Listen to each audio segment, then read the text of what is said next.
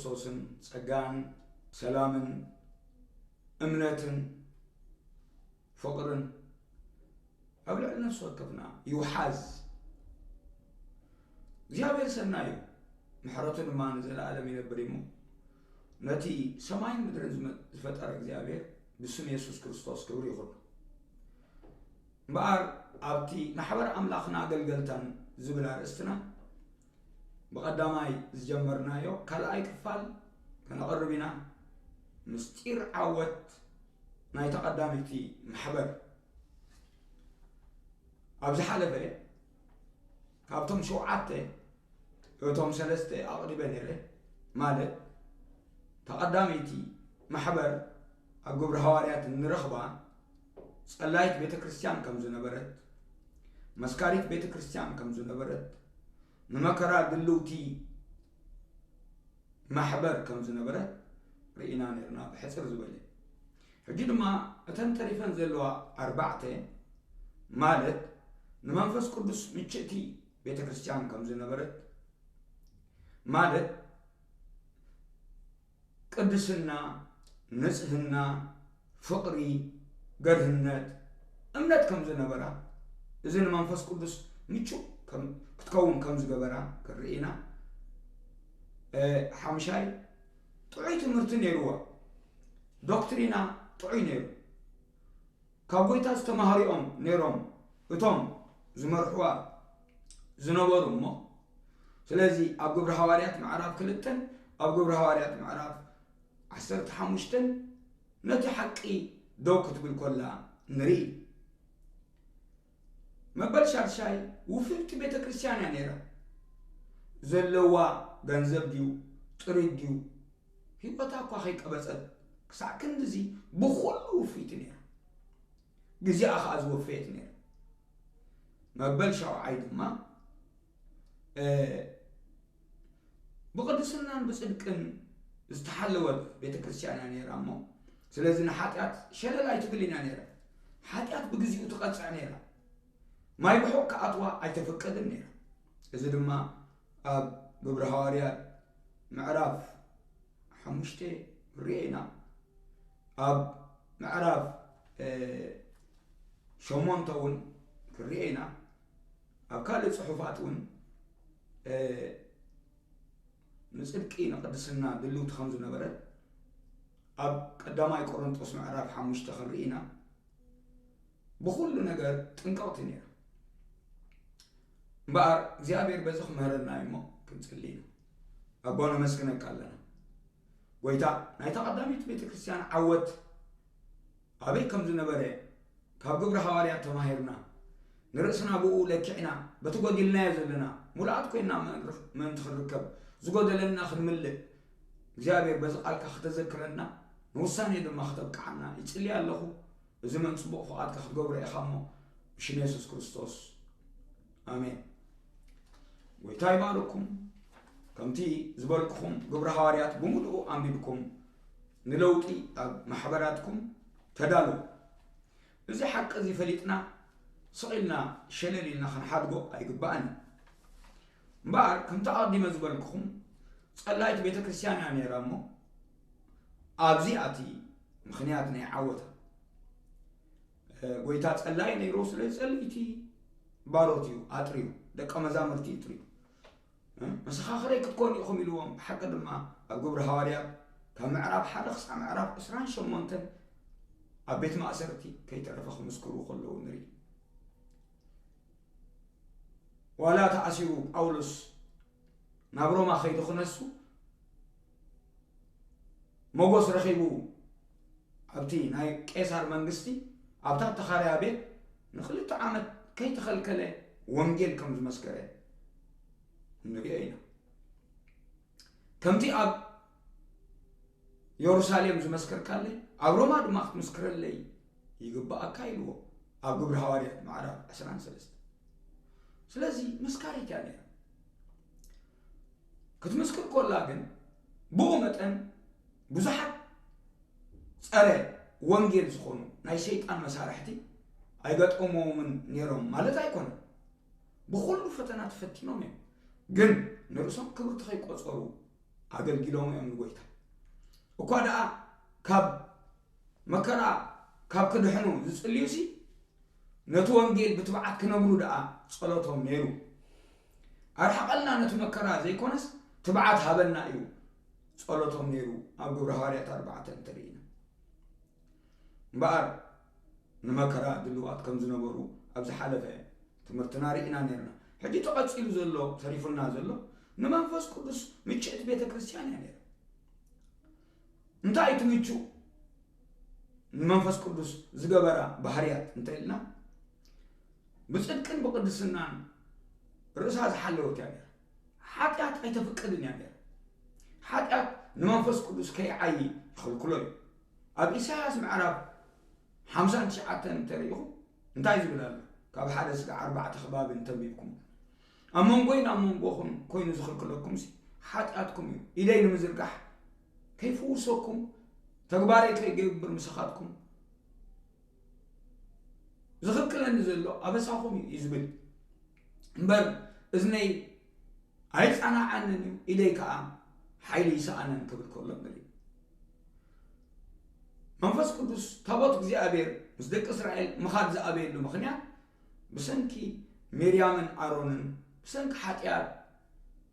መንፈስ ቅዱስ ምስ ደቂ እስራኤል ኣይጓዓዝን ነይሩ ስለዚ ንመንፈስ ቅዱስ ምችእት ቤተ ክርስቲያን ነይራ ብፍላይ ኣብ ግብረ ሐዋርያት ምዕራፍ 9:30-31 እንተንቢብኩሞ ንመንፈስ ቅዱስ ምችእቲ ከም ዝነበረት ኣብኡ መስኪሩሉ 31 ከምኡ ከዓ እታ ኣብ ኩላ ይሁዳን ገሊላን ሰማርያን ዝነበረት ማሕበር ብዘላ ሰላም ኮነላ እዩ ኣብዚ ብነጸላ ጠቂስዎሎ እምበር ኣብቲ በኹር ጽሑፍ እተን ኣብ ኩላ ይሁዳን ገሊላን ሰማርያን ዝነበራ ማሕበራት እዩ ዝብል ሰላም ኮነለን እዩ ዝብል እናተሃንፃን ብፍርሃት እግዚአብሔር እናተመላለሳን ብምርዳእ መንፈስ ቅዱስ እናዓበያን ይኸዳ ነበራ እዩ ዝብል እሞ ንመንፈስ ቅዱስ ምቹኣት ነይሩ ኣብ ግብረ ሐዋርያት እንድሕር ርኢናዮ ምዕራፍ 2 እቲ ንመንፈስ ቅዱስ ምቹኣት ዝገበሮም ባህርያት እስከ ንጸብጽብ ኣብ ግብረ ሐዋርያት ምዕራፍ 2 ካብ 41-47 እቶም 3,000 ነፍሳት በመጀመሪያ ናብታ ማሕበር ዝተወሰኹ ድሕሪ ጥምቀት ከመይ ነይሮም ካብ ቁጥሪ 46 ከንብቦ ኣብ ጸጽባሕ ይብለና ብሕብሪ ኣብ ቤተ መቅደስ ከይቋርጹ ጸኒዖም ይእከቡ ነበሩ ኣብ ኣባይቲ እንጌራ እናቆረሱ ብሓጎስን ይብለና ብጉሩህ ልብን ተንኮልን ክፍኣትን ጉርሕን ኣይነበሮምን ብጉሩህ ልብን ንኣምላኽ እናመስገኑ ብሓንሳእ ኮይኖም ይበልዑ ነበሩ ኣብ ኩሉ ህዝቢ ከዓ ዕድል ነበሮም እግዚአብሔር ድማ ዝድሕኑ ኣብ ጸጽባሕ ናብታ ማሕበር ይውስኽ ነበር እዚ ሓጎስን ጉሩህ ልብን ካብ ምንታይ ይርከብ ካብ መንፈስ ቅዱስ ይርከብ ኣብ ሮሜ ምዕራፍ 15:13 እንድሕር ቢብና ካብ መንፈስ ቅዱስ ከም ዝርከብ ኣብኡ ገሊጽዎ ኣሎ ሐዋርያ ጳውሎስ ንሰብ ሮሜ ክጽሕፈሎም ከሎ ሮሜ ምዕራፍ 15:13 ከምዚ ይብል بحيل منفس قدوس أزيهم بتسفى ما أنت خطبتمو أتناي تسفى أملاح كله حقوس سلام زبلة بأمنة ملاكم سلازي حقوس نيروهم سلام نيروهم أمنة نيروهم بأمنة استملؤوا حقوس ذلوهم سلام ذلوهم تسفى ذلوهم سبات نيروهم بتسفى استملؤوا زي كان منفس قدوس زي كبير سلازي رأسهم بصدقن بقدسنا نحلو نقولتنا نخبروا بجنة ينورني كم تعبت شعي معرب زي ما سكرنا ما فاز قدس متشاعت مني معرب 10 سنة منفس قدس أبو خزار بكل أمري ንበርናባስን ንጳውሎስን ነቲ ፀዋዕክዎም ዕዮ ፍለይለ ኢልዎ እንታይ እናገበሩ ከለዉ እናፀሙን ንእግዚአብሔር እናኣገልገሉን ከለዉ ይብለን እዚኣቶም ንእግዚአብሔር ከገልግሉን ክፀሙን ከለዉ መንፈስ ቅዱስ በርናባስን ሳውልን ፀዋዕክዎም ዕዮ ፍለይለ በሎም ሽዑ ፆምን ፀለይና ኣዳውን ከኣንበሩሎም ሰደድዎም ንሳቶም ከምዚ ኢሎም ብመንፈስ ቅዱስ ተላኢኹም ናብ ሰሎቅያ ወረዱ ይብለን ንመንፈስ ቅዱስ ምቹኣት እዮም ነይሩ ተመሊሰን ኣብ ሻምናይ ምዕራፍ እንድሕሪ ኸይደ ንፊልጶስ መንፈስ ቅዱስ ክዛረቦ ከሎ ኢና ንርኢ ኣብ ምዕራፍ 8 ንመንፈስ ቅዱስ ምቹእ ከም ዝነበረ ፊልጶስ እውን ኣብኡ ንርኢ ምዕራፍ 8 ኣብ ቁፅሪ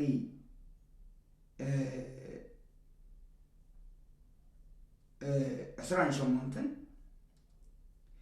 ክምለስ ከሎ ከዓ ኣብ ሰረገሉ ተቐሚጡ ትንቢት ኢሳያስ የንብብ ነበረ ይብለና ስሉብ ኢትዮጵያዊ መንፈስ ከዓ ንፊልጶስ ሕለፍ ናብቲ ሰረገላ ቅረብ በሎ መንፈስ ቅዱስ እዩ መንፈስ ኢልዎ ዘሎ መንፈስ ቅዱስ እዩ ኣብ ግብረ ሐዋርያት ከተንብቦ ከለኹም መንፈስ ቅዱስ ዋና መሳርሒ ከም ዝነበረ ንዑ ንመንፈስ ቅዱስ ምቹኣት ከም ዝነበሩ ኢና ንርኢ ኣብ ምዕራፍ 16 ናብ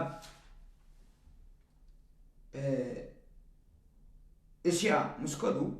ኣብ እስያ ነቲ ቃል ከይነብሩ መንፈስ ቅዱስ ምስ ከልከሎም ብሃገር ፍርግያን ገላትያን ሓለፉ ኣብ ምስያ ምስ በፅሑ ናብ ቢታንያ ክኸዱ ፈተኑ መንፈስ ኢየሱስ ግና ኣይፈቐደሎምን እናበለ ይዛረበና ግብረ ሐዋርያት 16:6-7 እንተሪኢና እዚ በብናቱ ካብ ግብረ ሐዋርያት እንተደኣ ክፅምፅም ጀሚረ ቁፅሪ ዘይብሉ ሓሳብ ናይ መንፈስ ቅዱስ ዘረባ ናይ መንፈስ ቅዱስ መሪሕነት ናይ መንፈስ ቅዱስ ትብዓት ናይ መንፈስ ቅዱስ ገርህነት ናይ መንፈስ ቅዱስ ኣብ ሂወቶም ከዓ ይኸሎ ንርኢ ኣብ ምዕራፍ 29 ብመንፈስ ቅዱስ ሓሲቡ ሐዋርያ ጳውሎስ ናብ ሮሜ ክኸይድ ከም ዝሓሰበ ተዛሪቡ ኣሎ ኣብ ምዕራፍ 19 ግብረ ሐዋርያት እንታይ ይብል ቁፅሪ 10 يقريتا قطري قبر هاريات معرف 19 إذا قالزي تزاري ولو أب 19 بمنفس حسبه زبلالو قطري 11 إذا نقدر نستودع باولوس بمقدونيا بأكيان حريفو نابي يرساليم كخيل بمنفس حسبه مو أبو مسبس حكون رومي دما كرياي لينيو بله سلازو خلا أقلقلتهم مس منفس قدس حبيرهم زقوعزو سبات كم زنبرو أبو نري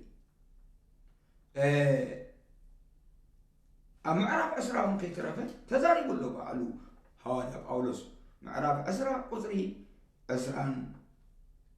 كلتن أسرعن سلسل حتى لما أنه أنا بمنفس تأثيره نبي يرسالي مخيل الله بزيك منفس قدس مع سرتن سبان كسكن حكاينا بله أو ككتام أخو مسكر الله زمسكر الله يزلون تزي كوينس أبي يرسالي متاي كم زرخ بني أي بلتني كبر كله نري بعد منفس قدس متشتي محبريا نيرة حمشاي تعيت مرتني روح أبو حواريات معرف كلته بتمرت حواريات صني عم نبوري بلنا تمرت حواريات كنقول كلنا حواريات كابي زمصو تمرتي مخنياتو زعززكم زبله كله حلو إن مهاركم دك مزامرتي غبروهم يلو أماتيوس معرف 18 فقدي 19 تزاريبوهم نري 3 عامات شدشت ورحن مسقويتا خمالالسو خلو زم 12 حواريات بزح تمرت تماهيرهم يمكابو بزح تمرت قسيمهم يمكابو بدهري لما مستنسئ نربعة معالتي بزعبا منقسط أملاخ مهيروهم سلازي بلوس زخونة تمرتي تماهيرهم أبلوك أسم عرب 14 فقد 15 دما نتن صحفات كستر علوان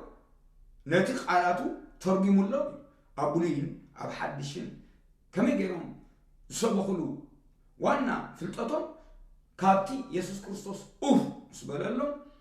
اتي أب مزمور داوود أب مصحف موسى أب تنبيتات زلو بزعبا يسوع كريستوس استنغري حقي بريه لهم سلازي بمنفس قدوس زرخبوا فلتت نيروبي أو وانجيل يوحنس 15:3 سالات زنغركم قال درو نصحتكم إلو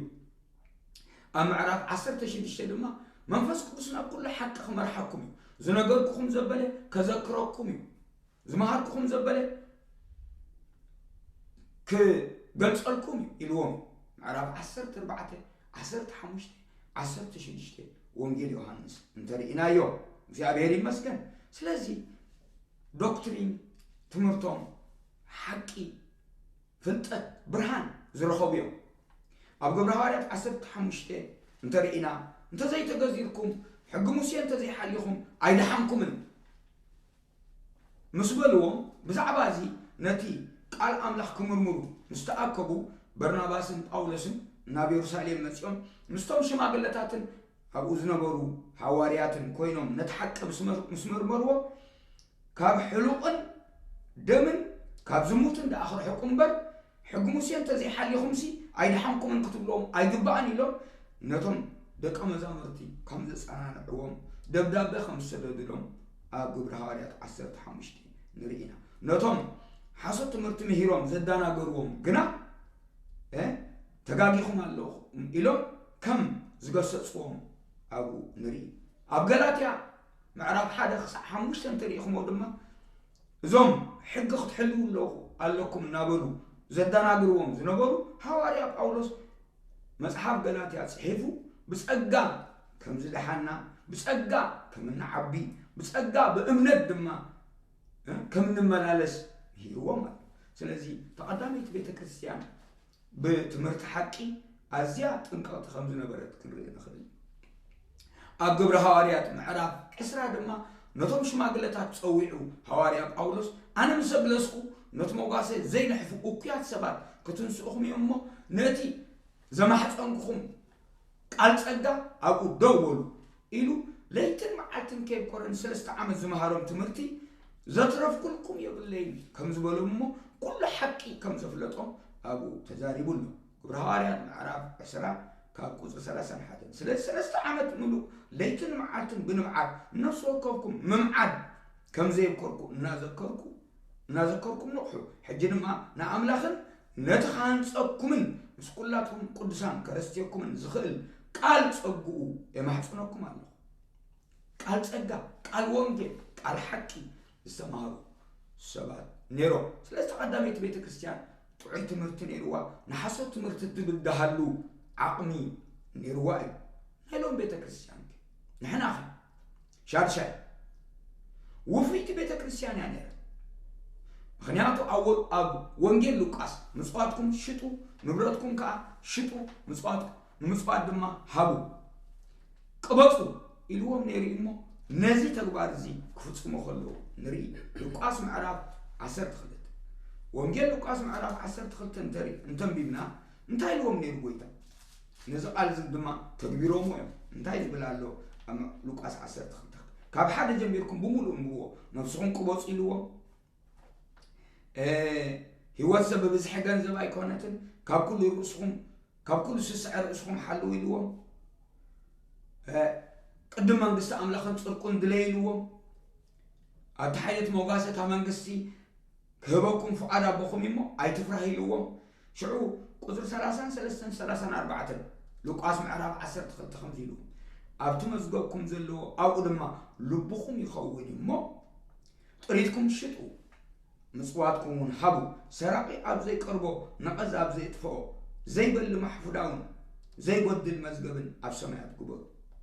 زي بل محفودان زي قد المزقبن أب سماعت عقور حاوهم عطقم بارتهم دما بروح يخون إنا بلك سعمسات دلوات كخونو معيدوهم ما نتزمن أليليو إلوهم أبتمو داتان تاريخمو بمولو تلقاس أمبوه نزعل زي تكبيرو مودن تيلنا أب قبر هواريات كتكبروا خلو نري قبر هواريات معرف كلته كل طريقهم شيطان كاب قطري 4 3 كلا معرف قبر هواريات أب كل نفس فرحات كونه يبلنا ብዙሕ ትምህርትን ተኣምራትን ድማ ብሃዋርያት ተገብረ ቶም ዝኣመኑ ኩላቶም ከዓ ብሓንሳእ ነበሩ ዘለዎም ኩሉን ብርኪ ነበረ መሬቶምን ጥሊቶምን ይሸጡ ንኩሎም ከዓ ከም ዘድልዮም ይመቕልዎም ነበሩ ምስ ጥራይኒ ምዕራፍ 3 ጴጥሮስን ዮሐንስን ብታስዓይ ተስዓት ብግዜ ጸሎት ናብ ቤተ መቅደስ ብሓንሳእ ደየሩ بجزء دم وفيات نيرو نصلت رؤوسهم ذهبوا نيرو እግዚአብሔር ይመስገን ምዕራፍ 4 ተኸ እንታይብ ኣብ ቁጥሪ 30 አንቀተ እቶም ዝኣመኑ ሁላቶም ሓንቲ ልብን ሓንቲ ነፍስን ነበሩ ብኹሉ ብርክ ነበሩ እምበር ሓንቲ እኳ ካብ ገንዘቡ እዝናተይ ዝብል ኣይነበሮምን ሐዋርያት ከዓ ብብዙሕ ሓይሊ ብዛዕባ ትንሣኤ ጎይታና ኢየሱስ ክርስቶስ ይምስክሩ ነበሩ ኣብ ኩሎም ከዓ ዓብይ ጸጋ ነበረ ኩላቶም መሬት ወይስ ኣባይቲ ዘለዎም ዝበለ ሸይጦም ንዋጋት ተሸጠ የምጽኡ ነበሩ ኣብ ጥቃ እግሪ ሐዋርያት ينبرو نفس وكف كم زدليو يمقلوهم نبرو سلازي حدا كوا شغور اي نبرو من لن بجزيو وفيا بنبرتهم وفيا بهيوتهم وفيا بكل نجر وفيت بيت كريستيان نيرا نتوم بقويتا زامنو دك اما زامرت دما وفيات كخونو يمعدوهم نيرا ابي كالاي ملأخت باولوس نفسه قرنطوس اندحرم بيبنا وفيات كخونو ينغروم نيرو قداماي ملأخت باولوس نفسه تسالونكي معراف 4 تنتم بيبنا وفيات كخونو يمهرو قداماي تسالونكي معراف 4 قصر 9 بنا فقرحونات غنا مسخاتكم بعلاتكم نحدتكم نمفقار كاب املختم هيكم يخمو كصحبلكم هيدليكم اذن مانتهم اب بزلو مقدونه زلو كلهم احوال تقولوا لهم جناخي أنتم حواتنا أزسكم نوصلكم كتقولوا نمعدكم على كبر كله نري وفي كخول بخول كم تزول لكم أكل أي ملأخت باولوس نابس كورنثوس معرف شمونتي لكم على أو خنتاي مهرو معرف شمونت أقوم ببومو بخول وفيات كخول بخول لهم توفيو يمسكروا له نرسم وفيات كوينهم سي نتوم سمعوهم كوفيو يمهروهم نيرون معرف شمون تقصر حمشت بفقار أملاح قدم نقويتا دحريقو خاء نعانا رأسهم وفيو مبر كم تنحنا تسفاز قبرنا يتراي كونن مو كبل كله نري سلازي أب قصري عسر تخلته فقاد لبن توليوس بتزلو متن قبوليو مبر بزيبلو أي كونن ما أنتم معرة خون مالتي ينبر نخالو أطر هوا نأخذكم سببا ما أنت خون إلى أيكم كن كما يبوزح زأكبا أي ترفي حين زأكبون أي بدلن زبل صحف زلو عبز زمن زحجي اتترفكم نتقود لهم كملي اتترفهم كا نتقود لهم كملي مو معرة ما أنت خون إيه زبل زلخو يولون سلازي بخلو في بيت كريستيان نيرا أنا نسخاتكم منك عبز زمن زي نتقدميت بيت كريستيان كتعوت مخنيات زغبرا بزي ملك عيتات زي علنا دو እግዚአብሔር ተመስገን ይሁን ባር እዚ ካብራ አና ኣብቱ መበል ሻውዓይ ብጽድቅን በቅድስናን ከአ ርሳ ዝሐለወት ቤተ ክርስቲያን ያነራ ኃጢአት ከአቱ አይተፈቀድን ያነራ ማይ በሕቅ ከአትዋት ጥንቀቅ ያነራ እዚ ከም ትዝበልኩኹም ንኃጢአት ሸለላይ ትብልን ያነራ ሃናንያ ሰጲራን ገንዘብ አትሪፎም ከታለሉ እኮ አንተ መጹ መንፈስ እግዚአብሔር ከሐልፎም አይካለን ኣብ ጴጥሮስ ከዓይ ኾሎ ንሪ ኣብ ግብረ ሐዋርያት ምዕራፍ 5 ኣብ ቀዳማይ ቆሮንቶስ ምዕራፍ 5 እንተሪኢና ድማ ኣብኡ ሰይትቡ ዘእተወሞ ማይ በሕቃቱ ነታ ማሕበር ከባላሽዋ ኾሎ ነዚ ሰብዚ መንፈሱ በታ መዓልቲ ጎይታ ምእንቲ ክድሕን ስጉኡን ሰይጣን ከምሳኻትኩም ኮይነ ድሮ ሽም ጎይታና ኢየሱስ ክርስቶስ ፈሪደለኹ ክብል ከሎ ንርኢ ኣብ ቀዳማይ ተሰሎንቄ ከዓ ኣብ ካልኣይ ተሰሎንቄ እንተሪኢና ድማ ኣብ ክልቲኡ ነቶም ዕዮ ዘይፈቱ ቤተ ቤት ዝዞሩ ሰባት ምልክት ክገብሩሎም እሞ ዕዮ ክዓዩ ክምዕልዎም ከፋጥንዎም ክነግር ከሎ ንርኢ በኣር ምልክት እትገብር ካብ ሓጢአት እትርሕቕ ንሓጢአት እትጋልጽ ምስ ሓጢአት ሕብረት ዘይብላ ማይ ብሕቅ ከየባላሽዋ بخلو تتنقى كم زنبرت نري بارا قداماي كورنثوس ازي ما يبحق ازي توصوني بزي ما تصبع الكتبعل تقادلني مفللا يزمصو سبا እንተልዮም ከዓ ነቶም ፍልላይ ዘምፁ ንዑ ሓንሳእካ ክልተሳዕ ምስማዓትካዮ ካባኻ ኣርሕቆ ኢሉ ንቲቶስ ክነግሮ ከሎ ኣብ ሳልሳይ ምዕራፍ ንርኢ ኣብ ከም ዝበልኩኹም ነቲ ሰይትብኡ ዘእተወ ካብ ምንዝርና ክርሕቁ ነቲ ዝምንዝር ዝረክስ ድማ ንዑ ሓው ዝበሃል እሞ ተፃራፊ እሞ ሰካር ዘራፊ ወይ መምለኽ ጣዖት ወይ ስሱዕ እንተኾይኑ ምስኡን ጌና ከይበልዑ ከይፅንበሩ ይምዕርዎም ከም ዝነበሩ ኣብ ቀዳማይ ቆሮንጦስ 5 ምዕራፍ ይነግረና። ስለዚ ሓበንኩም ጽቡቕ ኣይኮነን ኢሉ ቁጥሪ 6 ቁርማ ይብሖ ንብዘሎ ትብሖ ከም ዘብቅዖ ኣይትፈልጡን ኢኹም ገንሸን ፋሲካና ማለት ክርስቶስ ተሰዊኡ እሞ ከምቲ ዘይምውፃእ ዝኾንኩም ሓድሽ ብሕቕ ምእንቲ ክትኮኑ ነቲ ኣርጊት ማይ ብሖ ኣፅኒኹም ኣውፅዎ። ስለዚ ብናይ ገርህነትን ሓቅን ብዘይ መፀፀን ጌራ በዓል ነብዕል እምበር በቲ ኣርጊት ማይ ብሖ ወይስ ብማይ ብሖ እከይን ሕሰምን ኣይኮነን እሞ ምስ ኣመንዝረታት እምበኣር ኣይትፅንበሩ ኢለ ኣብቲ ደብዳቤ ፅሒፈልኩም ኣለኹ። እምበኣር ኣብ ቁፅሪ 12 ነቶም ኣብ ወፃእ ዘለዉ ምፍራደይሲ እንታይ ገዲሱን እዩ? ነቶም ኣብ ውሽጢ ዘለዉ ትፈርዱ ግዳእ ንስኻትኩም ኣይኮንኩምን። ነቶም ኣብ ወፃእ ዘለዉ ግና ኣምላኽ ክፈርዶም እዩ። ነቲ እኩይ ዝገብር ሰብ ብሓጢኣት እናተመላለሰ ብድፍረት ዝነብር እሞ ዘይንሳሕ ሰብ ካባኻትኩም ኣውፅዎ እናበለ ክምዕት ከሎ ንርኢ። እምበኣር ተቐዳሚት ቤተ ክርስቲያን እዚ ነይሩዋ። እምበኣር እታ ዕውት ቤተ ክርስቲያን ቀዳመይቲ ማሕበር ጸላይት ቤተ ክርስቲያን ነይራ፣ መስካሪት ቤተ ክርስቲያን ነይራ፣ ንመከራ ድልውቲ ነይራ፣ ንመንፈስ ቅዱስ ምችእቲ ነይራ፣ ጥዑይ ትምህርቲ ነይሩዋ፣ ውፊት ቤተ ክርስቲያን ነይራ፣ ብጽድቅን ብቅድስናን ከዓ ዝተሓለወት ቤተ ክርስቲያን ነይራ። ምስጢር ዓወታ እዚ ነይሩ እሞ ክንዕወት ተኮይና ንምሰላ ግብረ ሐዋርያት አንቢብና ድማ ንረዳእ። እዚ ወድሓንኩም ጎይታ ይባርኩ። አሜን። ኢየሱስ ኢየሱስ ኢየሱስ